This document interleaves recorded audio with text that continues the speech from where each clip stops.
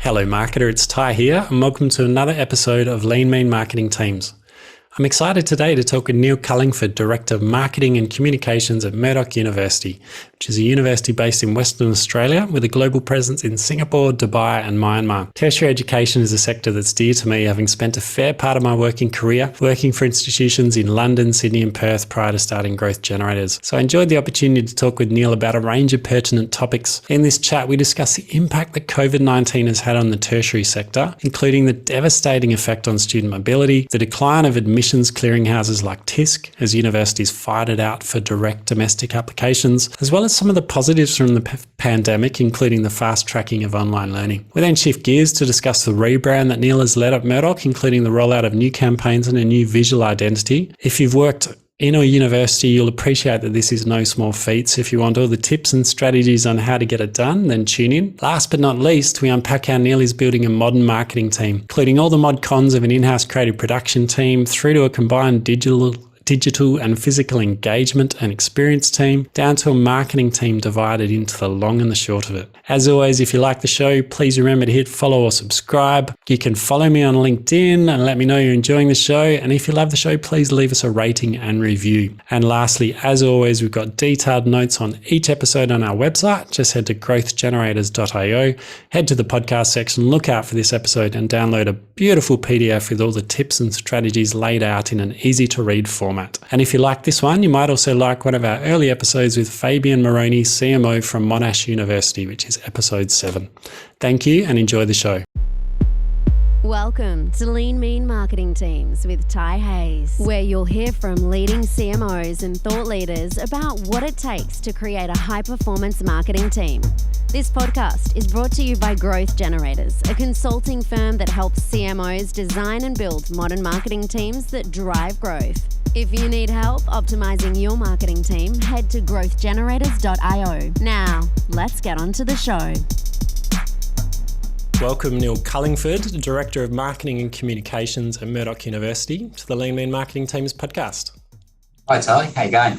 Very well, thank you. And yeah, we've known each other for a little while, both as peers when I was a former marketing director, CMO at Curtin, and we've stayed in touch since, which has been great. And I'm delighted to have you on the show today. You're our second marketing director from a university. We had Fabian Moroni back in episode 7 from Monash. It's great to have another representative from the tertiary education sector. And we've got a lot to cover today. 3 things I'd love to get through. One is the impact that COVID has had on the sector and your organisation and team, and how you've adjusted your marketing approach in response. 2, the recent rebrand of Murdoch University. I'd love to dig into that journey and some of the early success of that move. And lastly, how you're building and developing a modern marketing team.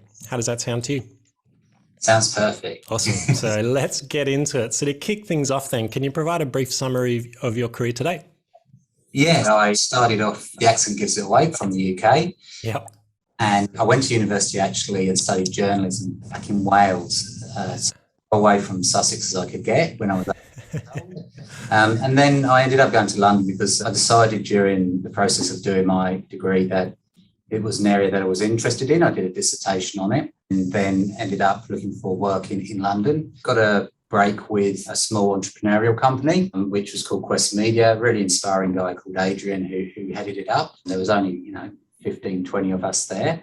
So that's where I learned the ropes. I was kind of fairly self-taught at the time. From there, I went to Centaur Communications, back to Quest again, after I decided I liked it better at Quest. And then Quest were acquired a few years later by a big global publishing and events company called United Business Media. That was great for me personally from my career development, because I went from kind of a smaller type of operation to a bigger corporate operation, learned more of the fundamentals of marketing, bit of postgrad study around marketing that kind of helped validate that I wasn't doing so bad. And from United Business Media, I was there for a few years, then met an Aussie girl and called Jodie and back here we now have a family here in Perth.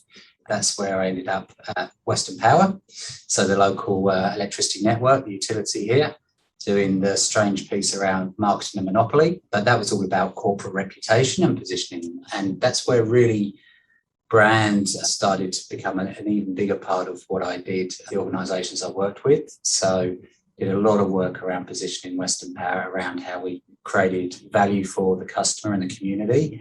And then from Western Power, I came to Murdoch, and that's where I am now. I've been here about 5-6 years. Very different to some of the other organisations I've worked in. It's certainly not boring, and there's a lot of challenges here, but also what I've found in this environment is I've had a lot of opportunities to make a real difference, including in the brand work that you've mentioned, but also really being creative in terms of the marketing executions we've brought in, but also developing a really, really robust strategy that we can build it all off. Fantastic. Really interesting career journey. Out of curiosity, what advantage do you think studying journalism gave you as a marketer? It's a really good question. I'd probably say not a lot.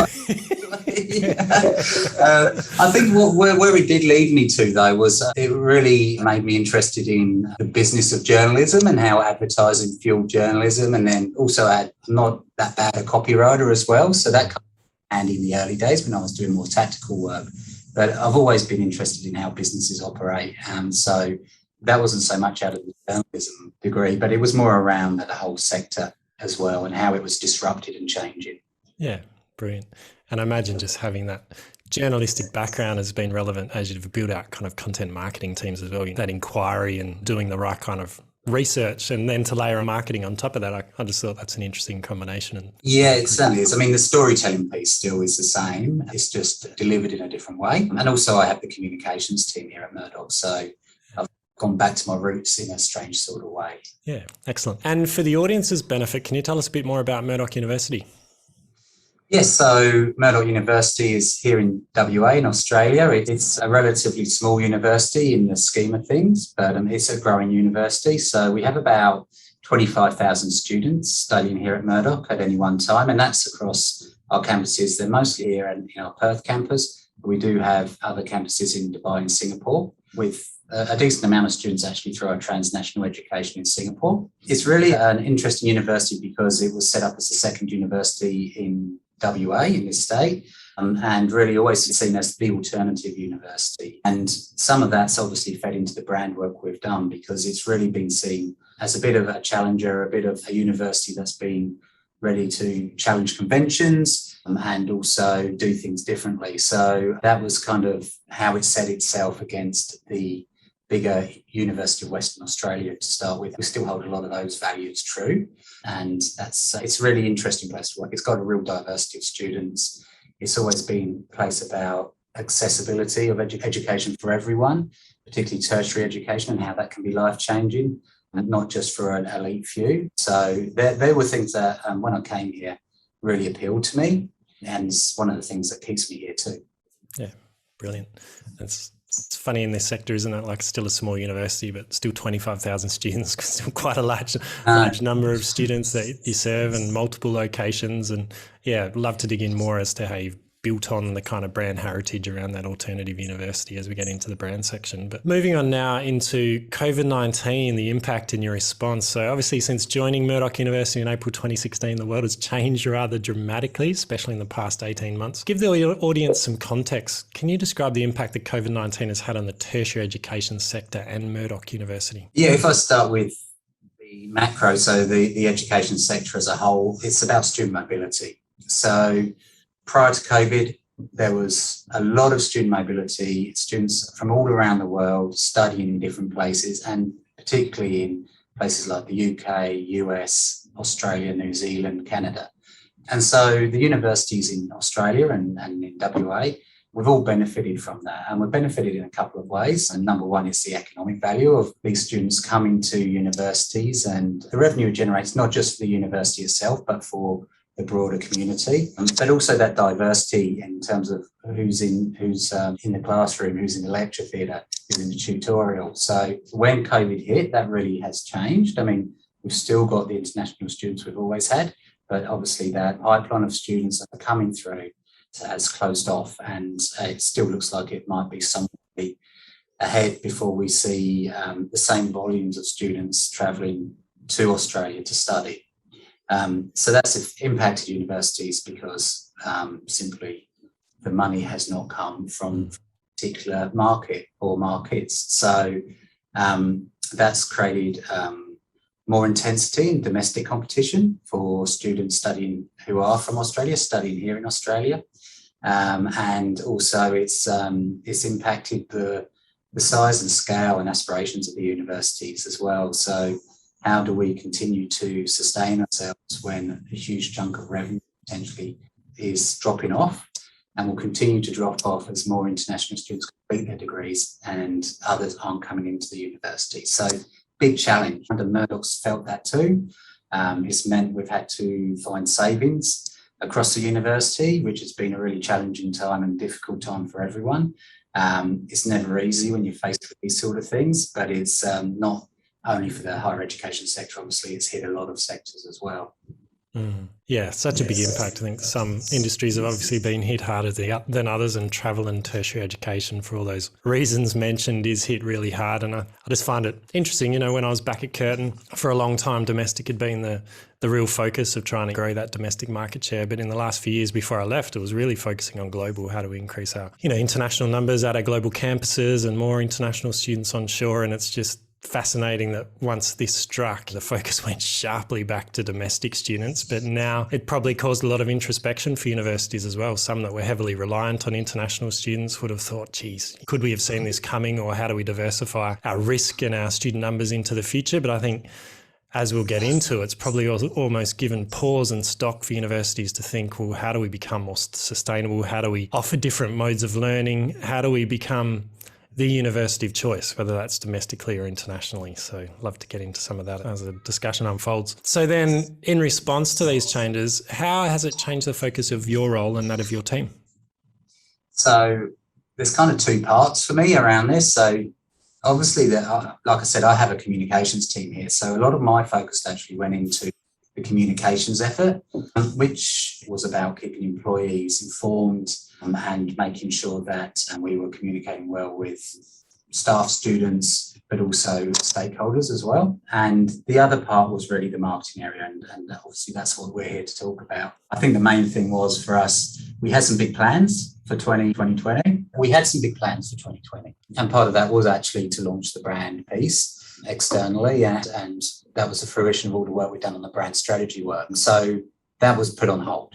The other thing was we did look at kind of more tactical responses to the environment we're in, because it had an effect on how students were choosing to come to university. So they weren't going through, in the UK, it's like clearing house, TISC, whatever you call it, in where you are. So instead of selecting preferences and going down that path, early offers were being made to students more and more. And that affected how we were marketing to them and how we were nurturing them through that journey through to when they came onto campus. So really changed the focus. I'd say it was a lot of tactical stuff.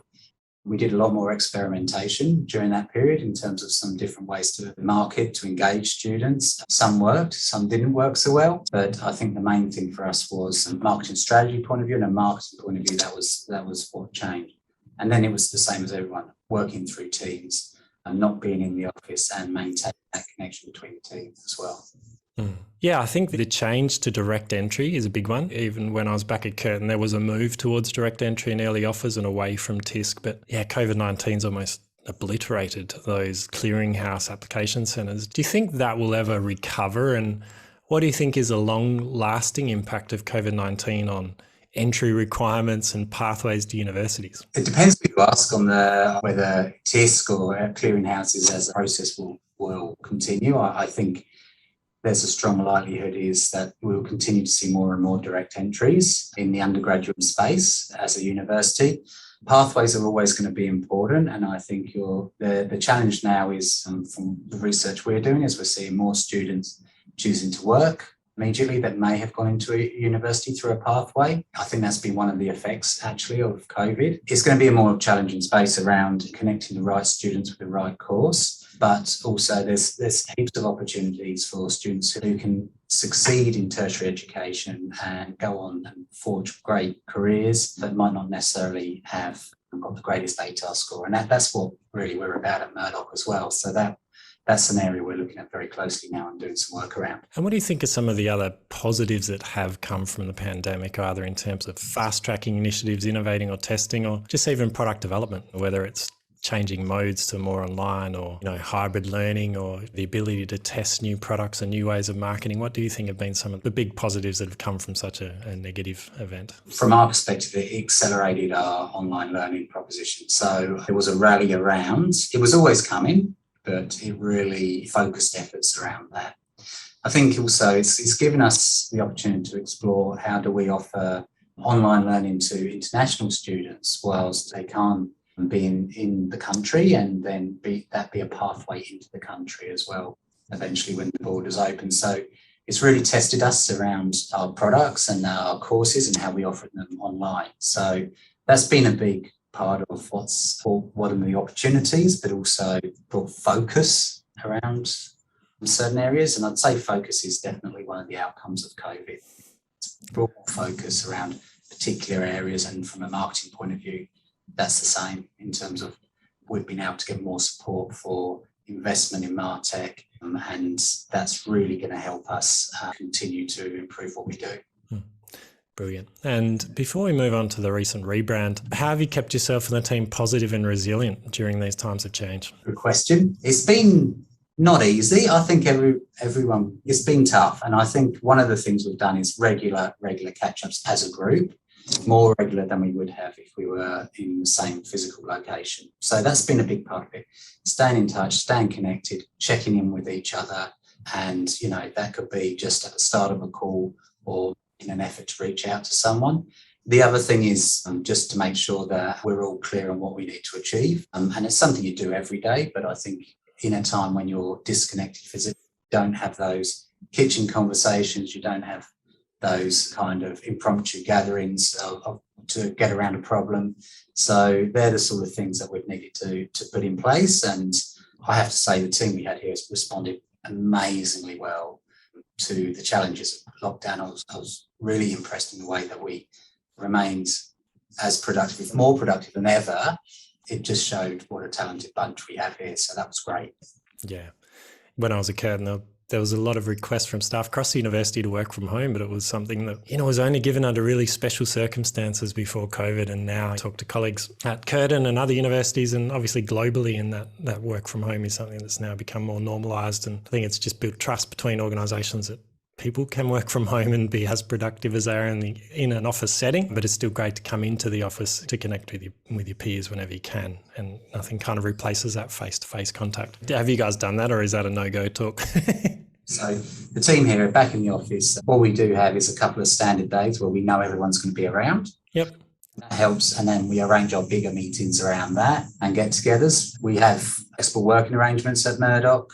They've been refined out of COVID as well, and so we're really supportive of flexible working. I think we always have been, but that extra piece of someone working from home for a day or two is something that's now the norm. It's not seen as an exception, and it's good to be able to offer that for people. And as long as we're all delivering what we need to deliver and doing what we need to do, then I think everyone is really comfortable with it now. Yeah, brilliant. Okay, well, we might switch gears then onto the rebrand at Murdoch. I'm really excited to get into this. I've been watching it on social media and across various different channels. I think the rebrand itself is modern, fresh and appealing to a younger generation. And to rebrand an institution is no small feat, given the politics involved due to the size and complexity of these organisations, from the myriad of internal departments of academics and professional staff through to the many different audiences that a university serves, given its remit around research, education and the community. So I would love to know how you did it. Can you take us on the journey that you and the team have been on to go from maybe the insight and research that we might have a branding problem through to the execution and rollout of the rebrand?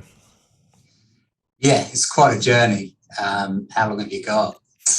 We started about 5 years ago, not long after I started. And one of the first things we did is when I arrived, we did a piece of market research. We knew we were declining in market share at the time, particularly among high school leavers. So that being such a critical market for us and a replenishing one as well, then you don't want to start dropping market share there. And so we really dug into that. And the big insight we got out of that, and the one that resonated with a lot of people, we were seen as a bit of a stranger. And I remember having the slide with the silhouette of the stranger up in front of people. And it was a verbatim quote from one of the prospective students. And so that indicated straight away that first of all, I'm a big believer in a brand-led strategy, but that really said to us we need to really reinforce who we are and what we stand for as a university, and also become more visible as well. So that was the start. We went out with a disruptive campaign to start with, but the brand work was running alongside that at the same time. So we were looking at our brand truth. We were going back to the heritage of the university. We looked through Sir Walter Murdoch's quotes, and we found one that really was which was about thinking for yourself. And that was a really good quote we used to kind of anchor everything we did in the heritage of the university and build it up from there. Over the last 5 years, we've developed a brand blueprint. We've really honed in on what we call the experience attributes of the university, which goes back to our purpose at the beginnings, but also forward looking into our purpose for the future and now. And from that brand blueprint, then we started layering on the visual identity piece, which is probably out of all the work, the most complex piece. Doing it in a university is a tricky one because there's so much emotional attachment within that community to some elements. And we had a Banksia flower in the centre of our logo. One of the things we knew, and if I go back to the research, was we really needed to go down that route of people seeing that the communication was from us and instantly recognising there's a Murdoch piece of communication. The logo was part of the mix, but just as important was our colour palette and really getting down to our red, white and black, and then also our photography style. So those were the visual elements we were playing with. We played with it in that first disruptive campaign, which was called Free Your Think. And then that built into the campaign we have now, which is This is Free Thinking. But all along we've maintained those codes, those brand codes. And actually we've kind of done some of it by stealth because we gradually introduced those. And in the end, the logo was kind of the cherry on top. But it gave us the time to do the engagement with senior stakeholders as well as stakeholders throughout the university. Yeah, it's a smart way to do it. Obviously, it started with the insight and the brand research from the market share through to the stranger and that visual. Yeah, it's starting with the silhouette. I love that, to refer to the stranger, and obviously the need to be more visible. And I like the way you stepped it out, starting with the Free Your Think through to the next campaign, and then, like you say, the cherry on top with the design. It's a smart way to do it because no doubt you're getting brand tracking as you go, seeing some of the results from the campaign, showing that it's working, demonstrating evidence, which academics like to see in terms of the results. Just led to the next, step in the rebrand, which would have been the new logo and look and feel, but you anchored it in the colours so that there wasn't a loss of association that this is Murdoch, just perhaps a newer, more modern Murdoch. And in terms of the creative description of the logo, do you want to have a go at describing that for listeners? Yeah, I can have a go. So we went through kind of process of what the design styles were that you typically see in university logos. And we wanted something that if you put it on what I call the logo suit, when you put all the logo on the page, then ours would stand out among our peers particularly. So we went for minimalist rather than ornate. A lot of universities' logos are quite ornate, and we went for abstract as opposed to reality. So in the end, it's a stylized MU. It's stylized in a way that it isn't just an MU joined together. So it's got a little bit of a quirk in it, which is very Murdoch in our view. And I think it just looks really, really slick. It doesn't look like it's trying too hard. We introduced the colour red into the logo. So that's our primary colour for the logo. And that's because of some of the research we did when we talked to some students and we were testing some different logos with them, none of which made the cut, by the way, at that stage. But they really gave us a feedback that red represented Murdoch to them. So that was really great to hear because we have been doing that purposefully over the last few years anyway. And that gave us kind of permission to really go ahead with the red, make it more prominent through the logo. So yeah, it's a stylized MU. It's definitely designed as well for digital. So it works really well on our digital assets. That's been one big benefit for us because often those really intricate designs that you see in some universities' logos don't work too well in those different formats. So that goes back to people knowing it's us, being really visible, making sure the attribution is towards Murdoch and not other universities, because that was a really important thing. right from the start. Wow, there's been a lot covered in this interview so far. As a marketing leader, we know you like to spend more time taking action and less time taking notes. So we've got you covered. We packaged up all the tips, strategies, and resources from each episode into some beautifully crafted notes just for you. Not ugly AI-generated transcripts, but real notes taken by a real person on our team. To grab the notes, head on over to growthgenerators.io, look out for this podcast episode and download the notes. But be quick, they're only live for a few weeks after the episode airs. Now, back to the show. Yeah, brilliant. And I remember doing the brand tracking, and that brand association was always the one you had to watch, wasn't it? There's so much category generic advertising that we do within education that a lot of the times, if you don't have really strong distinctiveness of your brand elements, you're giving a free kick to another institution if they can't associate it back to your brand. So it's good to see you anchored it in the colours, and I'm sure that MU will become distinctive and help build the brand over time. And it may be too early to tell, but what's been the response to the rebrand amongst your different internal and external audiences? So when we officially launched it, I was surprised. I was expecting a bit of a rough ride, to be honest. There are people who are unhappy, and you're not going to please everyone. And there are people with a strong association with the Banksia.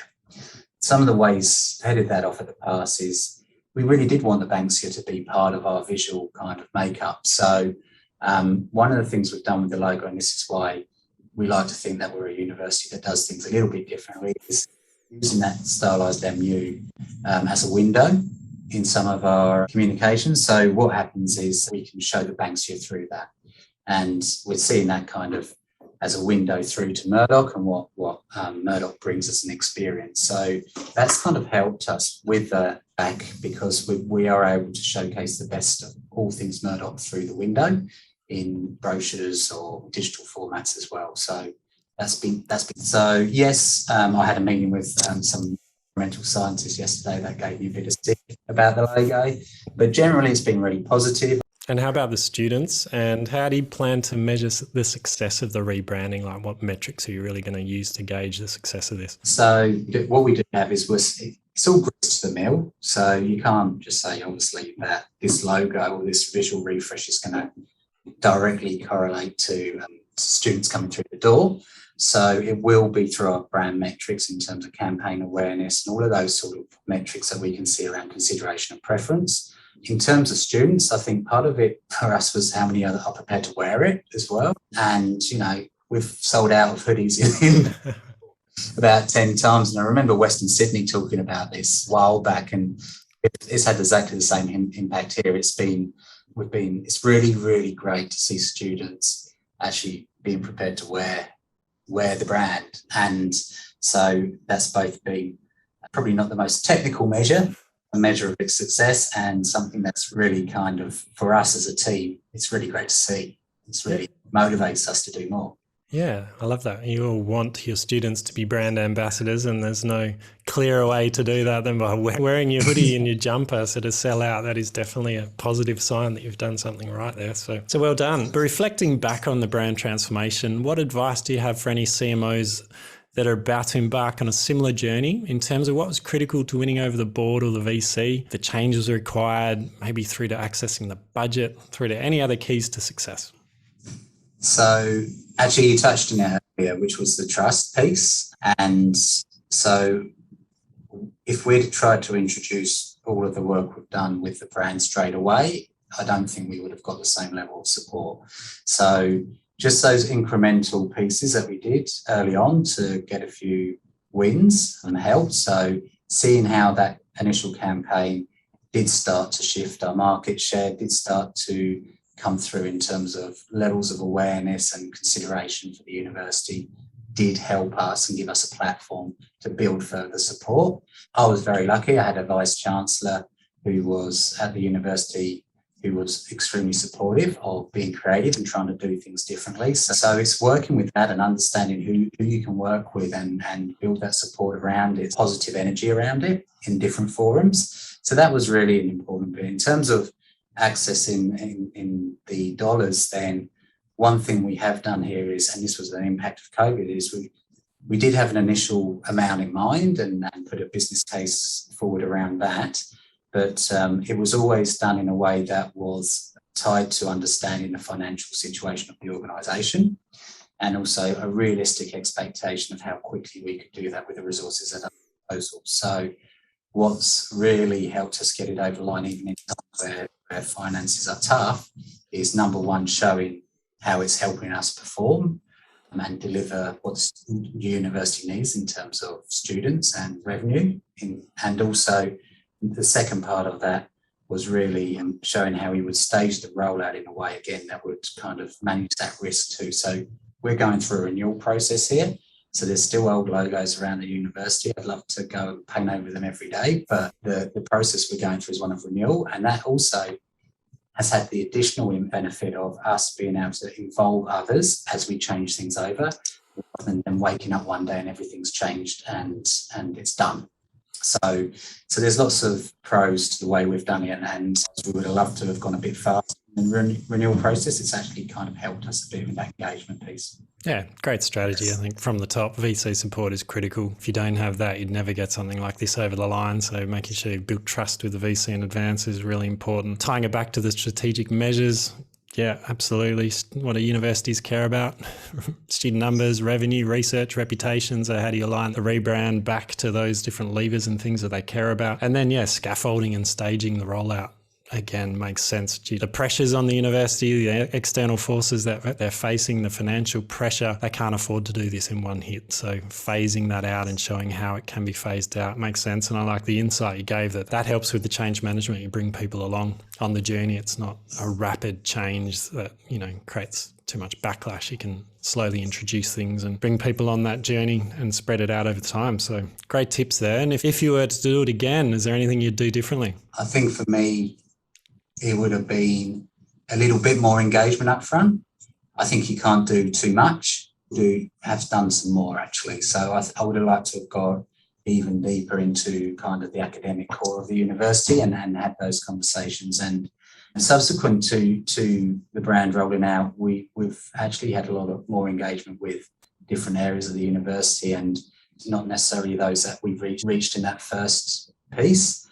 And that's been really helpful and helped us kind of share why we're doing these things. And if they don't agree, understand why we're doing it. So that's been helpful. So I would have liked to have taken more people on the journey along the way. And I would have liked to have launched it a year earlier, but I don't think I could have done much about COVID. And yeah. That's probably the bit we would have changed, the engagement piece. I think also the thing I forgot to mention was actually having a team that believes in it and rallies around it is really important. So that outside of everything else, it wasn't just me, it was totally we and the team, and I'm very lucky to have team members here who really shared my passion for it, and we're able to communicate that to their teams as well, and to people getting involved. Yeah, absolutely. Got to have those change ambassadors on board. Okay, so we've covered how you've responded to COVID and the rebranding of the institution. So lastly, I'm aware you've made a few changes to the marketing team in recent months. But before we get into the details, I love asking CMOs from different industries what they think is unique, maybe quirky, maybe surprising or different about teams in their sector. So compared to maybe other industries you've worked in or seen, what do you think's unique about university marketing teams? I've thought about this a lot.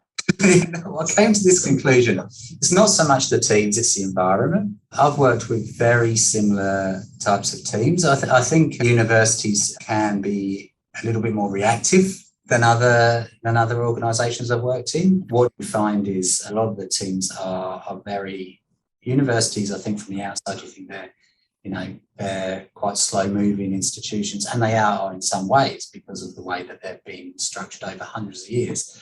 But really for the marketing teams, we have to respond and move very quickly, quite frequently. So that's kind of the unique thing, I think, for our teams. How do you blend strategy with that ability to respond?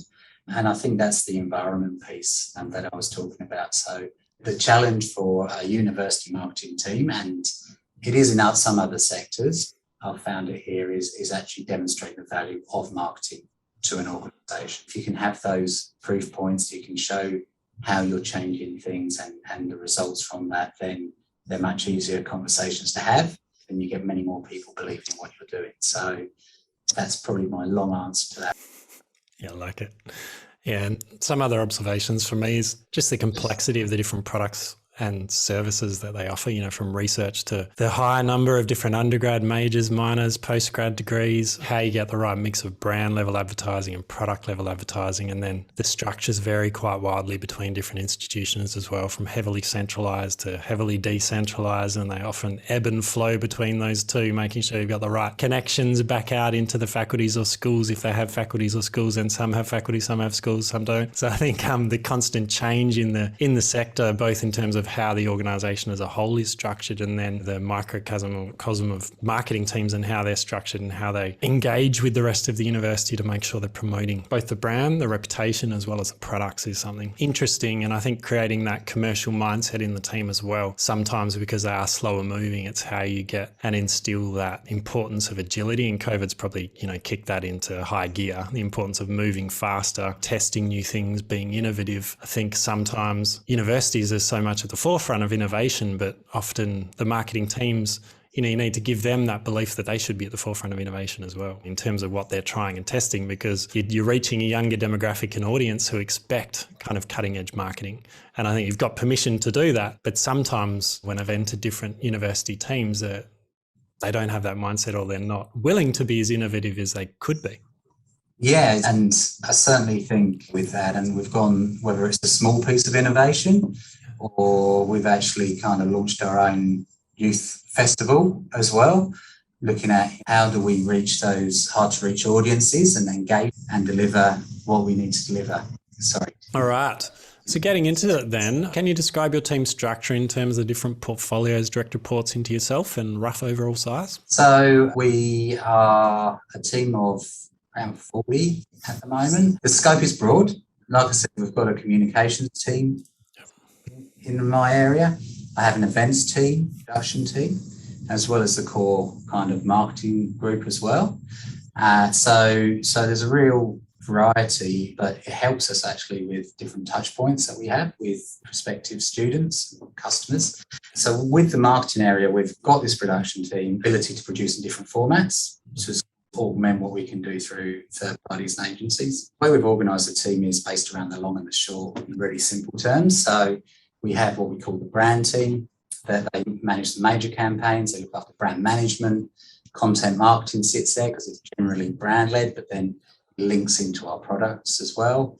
Social sits in there because they're brand chat. And then in the performance side, then that's really about pipeline and product is how we call it. So that's everything from optimizing our website to search and also delivering, the right product at the right time to the right person through the journey that they go through.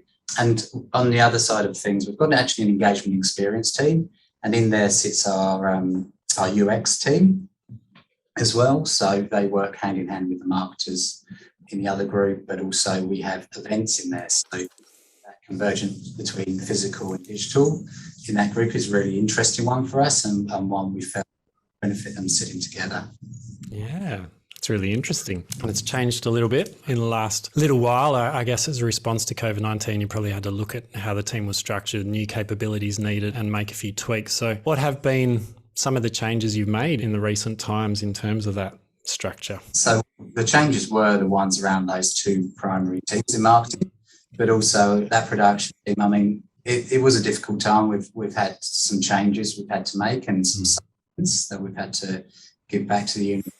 We're not the only university to have gone through this process. So we have reduced in number overall, and we've said goodbye to some really, really great people. And it's been not an easy process for anyone. Really, I think for us, it was having to make the best of the resources we have.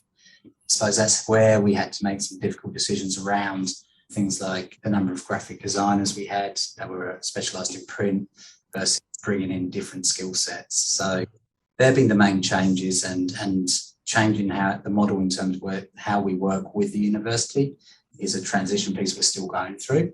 Less kind of a service orientation, and trying to reduce the amount of demand-led activity from the whole university, because we're kind of a centralised team now, to engaging early in planning. So It's a shift. It's a gradual shift. It's been going on for a few years already, but it's where we want to get, and we're getting a good response from when we're talking to others about that. Yeah, it's never easy going through change, and universities have been through a lot of it over the past few years. But yeah, interested in that engagement and experience piece. What impact has that had on the team, bringing in those UX resources and pairing that up with the events team? It's not had a massive impact because we've always worked with that team closely, and they used to actually be part of the team before I arrived. So it's a bit of a homecoming for them. But I think what we're seeing now is a real benefit of kind of just making sure we deliver the best journey possible, particularly at that front end. And that's been really helpful for everyone being in the same area now. So whilst, you can coordinate and collaborate really well, sometimes it's really great just to sit together, have the same goals, share same sense and understanding of what you need to do. And how about the long and the short of it then? I really like that kind of analogy to the Binet and Field paper on the long and the short of it. But how's that working? Is that giving the teams clarity in terms of what their focus is in terms of either, building brand awareness or top of the funnel through to the short of it, and that activation, product-led marketing and the optimization closer to conversion? How's that worked for the team? Yeah, so it's definitely helping us get clarity of roles, and that's always been a challenge for us. I think in the structure we had before, there was a number of grey areas, and they can be worked through, but it can cause conflict sometimes. So you've got to try and reduce and close the gap as much as possible there. So we're going through this process. The team are responding really well, and you can see that it's becoming, the building blocks are getting into place in terms of people really understanding their role, understanding what their targets are sort of within the team is, and also more broadly. And the important gap we were trying to close is that shared understanding of how you contribute to the higher level KPIs as well. So it's all building right now, and it's a really good process to go through, and it's one where we've had the opportunity to involve the whole team in this transition, and that's really helping, certainly from my point of view, trying to get it right, because it's important for me as the director. I'm not involved in the operational day-to-day, and it's not really the best way of working for me to dictate how that team organises itself day-to-day. So it's certainly something that is being built from the bottom up. Yeah. So important that the team feels some empowerment and ownership over it. And like you mentioned, just having clarity of roles can be so liberating for people. If there was grey and you're stepping on each other's toes, you can get sore feet after a while. But when you've got that real clear role description and you've got clear KPIs that you can work towards, your team works towards, and then you see how each of the teams is helping the marketing department achieve objectives, which helps the university achieve objectives, just creates that alignment and purpose and sense of reward when you start achieving those goals and you know what you're there to do. So well done on achieving that. Were there any other guardrails or measures you put in place to make the changes as positive and well received as possible? One of the things that's actually very well for us is we have a real focus on wellness right now. So there's a team, like a small team that's got together within MCO, they're just doing little things to help and are a good kind of pulse check on that. So that's really helped. I think in the end, we've put the framework in place and we've allowed the team visibility and been really transparent about how we're going to build it. So that's kind of been the main thing for us. Yeah. And in terms of identifying the new capabilities or the changes that were required, any things that you did there that helped? We did some work to look at what's the drivers of modern marketing teams, and we looked at that. We also had to apply our context as well, and that's such an important piece. So you can draw from best practice and what you see and what you read about, but for me it's always important to understand your own context as well and design with that in mind too. So that was a real input in terms of, yes, we understand where we are. We also understand we probably aren't the same size as some other university marketing team, not far from us. So it's how do we get the very best out of the group we have and then give them the opportunity to do that innovation that we need to do as a bit of a challenger brand in the market here in WA. Yeah, nice. Yeah, because it is both an art and a science, is it? Like you can see the future of modern marketing and you can see where it's heading and the capabilities and skills that are needed, but you absolutely need to contextualise it to where are we now? What's the midterm, long-term vision? What capabilities have we currently got? And then what's the the next step we need to make before we can get to the future model. And yeah, context I think is everything. Through the consulting I do, looking at different teams of all shapes and sizes in different industries, there's never one answer. It's never this is the structure that you need based on best practice. It's based on where you are now and where you need to go. Here's some ideas and let's workshop these and see what works for where you want to get to based on the capability gap. But coming back to lastly, what's working well in the new model? So I think one of the things that's working really well is actually seeing a team come together. So that sense of togetherness in the new model. The other thing that's really working well for us is around that performance side. Now actually really understanding what we need to do and having ownership of that. And then I think with the digital experience team coming in, it's now beginning to join those dots. And it's not just like skill sets, but it's personalities as well. So we've had some new people come in, not just through the digital experience team, but through our recruitment, and looking at that blend and diversity of thinking and seeing that come together has been great for me. It challenged us all because there's different perspectives on things, but I think there's a real positive there as well. Yeah, it's nice when you get through the pain of letting some staff go and then you start hiring people that bring in a fresh perspective, ask new questions, might come from a different background or just breathe a bit of new life into the team. And like you say, bring that diversity of thinking, which is critical given your brand positioning. So I'm glad that's working well. Before we get to the Fast Five, I love learning about leadership lessons, principles and mistakes that have helped shape how you lead. Is there anything you'd like to share that has had a significant impact on your leadership style or philosophy? I think, I've been lucky. I've had access to a lot of coaching in my kind of leadership journey. And the biggest thing was just have confidence in myself. And I think the biggest thing always has been for me not to feel a need to be right or the person in the room, because quite frequently I'm not. And that's why, your team members are here. And that's why, to be a leader, you don't need to always be the best technical expert. So taking that pressure away from yourself actually kind of enables you to be more comfortable in your own, less nights staying away, worrying about things, being the best person for yourself, for your team, also making time for yourself as well. So yeah. I love that. And I think it's so important for marketing where it changes every minute. And there's so many different facets through it, from the technology to brand to content to performance marketing, SEO, SEM. Like you simply cannot be across all of that information. And it's dangerous to think you are. So getting comfortable with that, hiring the experts in those domains and learning from them is a great insight. Now, Neil, it is time for our Fast Five. Are you ready? Let's do it. What do you believe are 3 essential capabilities or criteria of a high-performance marketing team? Right. Empathy, togetherness, and focus. Love it. And how would you describe your team's culture in one word? Can do with a hyphen. Connected to there. It's still kind of one word. Like it. Yeah. What is one metric you successfully used to track and measure team performance? Consideration. Yep. Great. And what's one skill or capability you've learned recently you wish you'd developed much sooner in your career? How to do really engaging PowerPoint presentations. That's quite a skill. You'll never stop learning that, I don't think. And what book or books have you read that you found yourself recommending to others or that you think our audience would gain value from? So being not much of a reader, my attention span being short, 60-minute brand strategist. Excellent. Haven't heard of that one before, but we'll make sure we link that up in the show notes for anyone that wants to get a copy of that. And where can people go to get in touch with you or learn more about Murdoch?